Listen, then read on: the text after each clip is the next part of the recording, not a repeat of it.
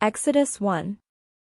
These are the names of the sons of Israel who came to Egypt with Jacob, each with his household: Reuben, Simeon, Levi, and Judah, Issachar, Zebulun, and Benjamin, Dan and Naphtali, Gad and Asher. The total number of people born to Jacob was 70. Joseph was already in Egypt. Then Joseph died, and all his brothers, and that whole generation. But the Israelites were fruitful and prolific. They multiplied and grew exceedingly strong, so that the land was filled with them. Now a new king arose over Egypt, who did not know Joseph. He said to his people, "Look, the Israelite people are more numerous and more powerful than we.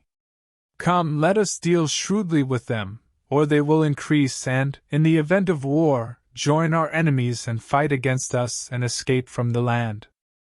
Therefore they set taskmasters over them to oppress them with forced labor. They built supply cities, Pithom and Ramesses, for Pharaoh. But the more they were oppressed, the more they multiplied and spread, so that the Egyptians came to dread the Israelites.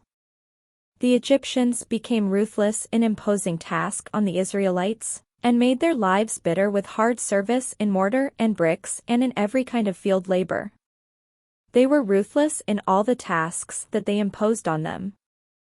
The king of Egypt said to the Hebrew midwives, one of whom was named Shiphrah and the other Puah, "When you act as midwives to the Hebrew women, and see them on the birth stool, if it is a boy, kill him, but if it is a girl, she shall live."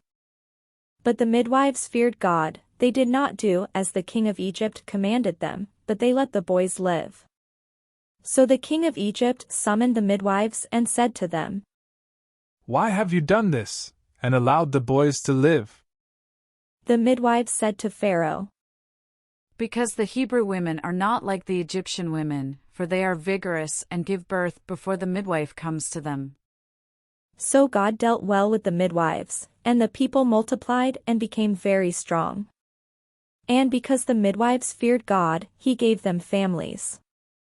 Then Pharaoh commanded all his people, "Every boy that is born to the Hebrews you shall throw into the Nile, but you shall let every girl live."